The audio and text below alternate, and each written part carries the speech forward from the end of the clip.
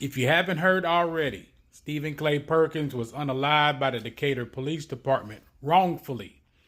Here's the news clip. Now, it began after midnight when, according to police, a local towing company attempted to repossess a vehicle here in the 3900 block.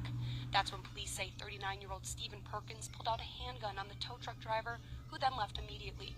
The driver later returned to the residence with Decatur police, and officers say Perkins came out of his home waving a pistol. Perkins began to threaten the tow truck driver, and officers immediately demanded Perkins to drop the weapon.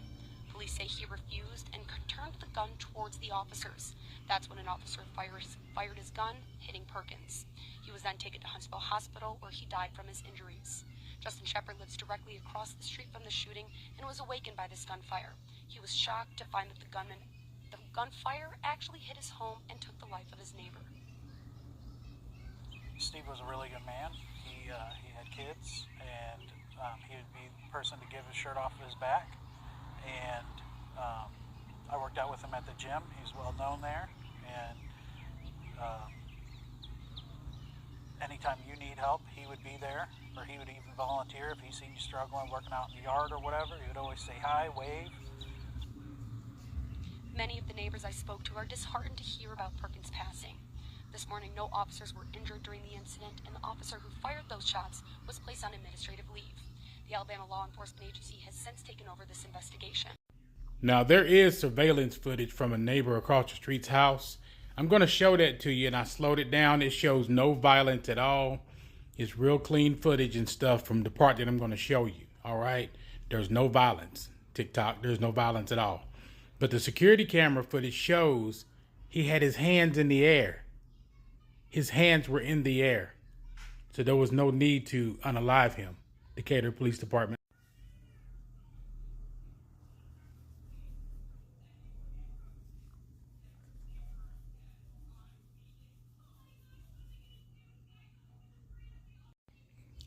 Clearly saw that. His hands was in the air. The Perkins family has released a statement through their publicist. They said that it's heartbreaking for Clay Perkins' wife and his children and his family to go through this traumatizing loss without much detail or explanation. They're addressing a lot of the rumors. So the most respectful way for the city of Decatur, Alabama, and Decatur, Alabama Police Department to respond to this tragedy is with proactivity and ultimately transparency when communicating with the family and the Decatur community. They said it has been rumored that an investigation is taking place, but the city of Decatur has failed to contact the family or acknowledge the incident pertaining to Clay's death with the family. The family has not received footage of Clay's deadly encounter with the city of Decatur's police department or Alabama law enforcement department.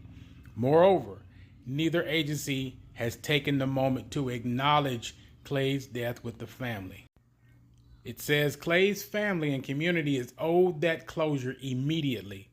It saddens us the city of Decatur failed to offer condolences, pay respect, or notify Miss Contrella Perkins, Clay's wife, or the family of Clay Perkins upon Decatur Police Department use of excessive force and unaliving of Clay Perkins.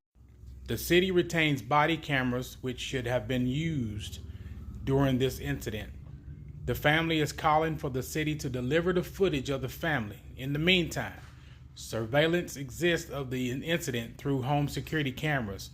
The unjust excessive amount of force can be seen in the home surveillance footage. That's what I just showed you guys. Rumors have circulated regarding Decatur Police Department statement stigmatizing Clay as a combative or aggressive, causing rage in marginalized communities across Alabama. And from what I've seen, what I've read, including in this statement here, and then a lot of the character witnesses for Mr. Clay, they said that this was not the character of Clay Perkins. Clay was a family-oriented young black man thriving for excellence. Now, to address the other rumors, as they stated in here, while there are a lot of rumors circulating, The family has found financial receipts proving Clay's monthly payments were processed through his financing company and no evidence of Clay's vehicle being in an active status of repossession, therefore indicating the towing company and City of Decatur Police Department wrongfully appeared at Clay's home. The family has also gained a clear understanding of the excessive amount of force used by Decatur, Alabama Police Department with 7 wounds to Clay's body during this encounter with the wrong person and a neighbor home with about 9 pew entry marks located in this home. We are demanding a thorough investigation of the encounter held at Clay's home the morning of September the 29th. Justice must be served. They are calling for the removal of the officers who entered Clay's home the morning of the event, removal of officers using excessive force, and answers of justice from the city. It said, we do not call the administrative leave of officers involved, also known as a free vacation. The family's already retained legal counsel and have right now, all the appropriate measures to ensure justice being served and for the family is taken up through this legal counsel. They also have a GoFundMe set up. It's only one that's set up. I think it's titled Clay Steve Perkins, Innocent Black Man Killed. So let's keep praying for this family, lifting them up, and also boots on the ground. Justice has to be served. It has to be. I'll put the full video up on our YouTube channel showing the whole encounter. That way you can see all of that, okay?